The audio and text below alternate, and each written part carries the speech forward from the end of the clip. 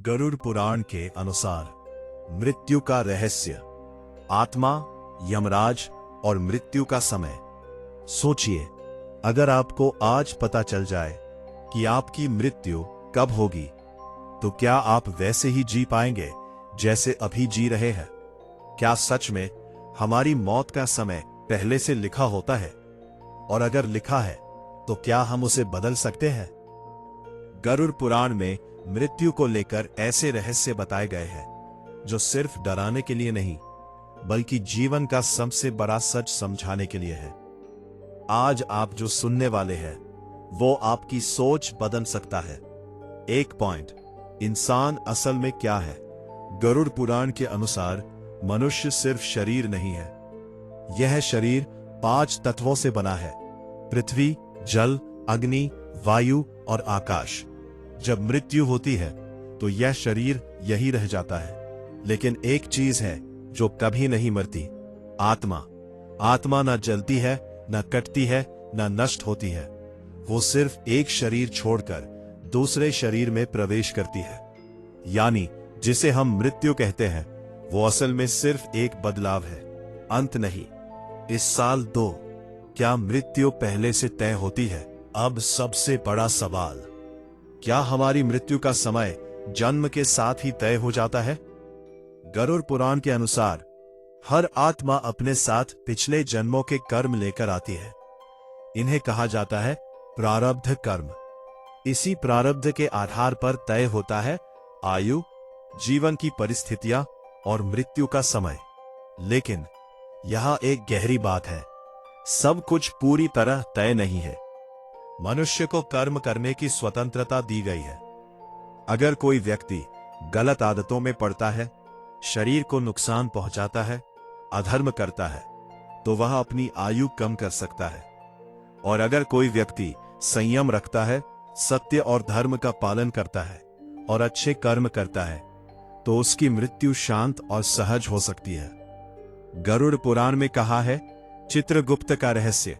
गरुड़ पुराण में एक नाम बार बार आता है कि वे हर इंसान के कर्मों का पूरा हिसाब रखते हैं। आपने क्या किया, क्या सोचा, यहां तक कि आपका इरादा क्या था, सब कुछ दर्ज होता है। जब मृत्यु होती है तो आत्मा को यमलोक ले जाया जाता है, जहां यमराज के सामने चित्रगुप्त आपका पूरा लेखा खोलते हैं और वहीं तय होता है आपकी अगली यात्रा। 4, मृत्यु के समय क्या होता है?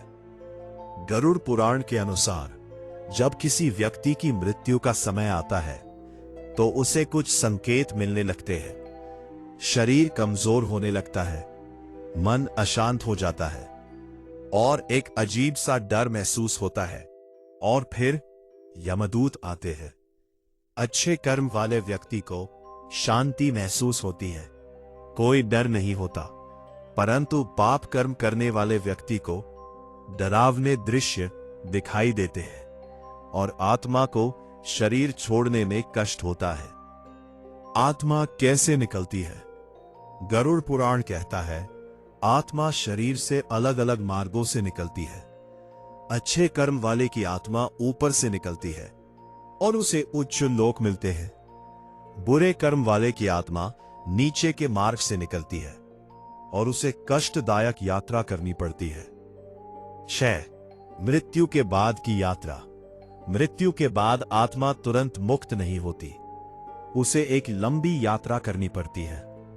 इस दौरान उसे प्यास लगती है, उसे भूख लगती है और उसे अपने कर्म याद आते हैं। गरुड़ पुराण के अनुसार परिवार द्वारा किए गए कर्म, श्राद्ध, आत्मा की इस यात्रा में मदद करते हैं। अब सबसे बड़ा सवाल, अगर मृत्यु तय है तो फिर जीवन का क्या मतलब है? गरुड़ पुराण इसका जवाब देता है मृत्यु तय हो सकती है, लेकिन मृत्यु का अनुभव आपके कर्म तय करते हैं।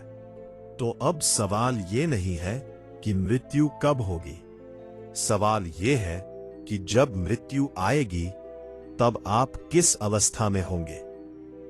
अगर आपको ये वीडियो ज्ञानवर्धक लगा हो तो इसे लाइक करें, सब्सक्राइब करें और कमेंट में लिखें पार्ट 2, ताकि मैं आपको गरुड़ पुराण के अनुसार नरक, वैतरणी नदी और यमलोक की पूरी यात्रा आप बता सको।